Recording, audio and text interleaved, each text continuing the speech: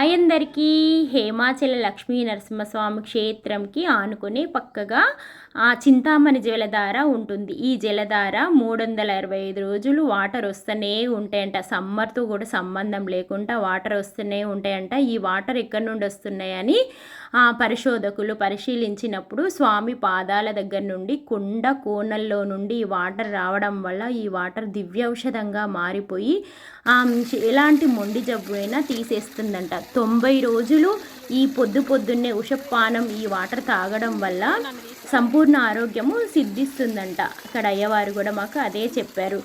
ఈ క్షేత్రాన్ని రాణి రుద్రమాదేవి సందర్శించడానికి వచ్చినప్పుడు ఈ జలధారకి చింతామణి జలధార అని నామకరణం చేశారంట. అప్పటి నుండి ఈ జలధారని చింతామణి జలధార అని ప్రసిద్ధిలోకి వచ్చింది.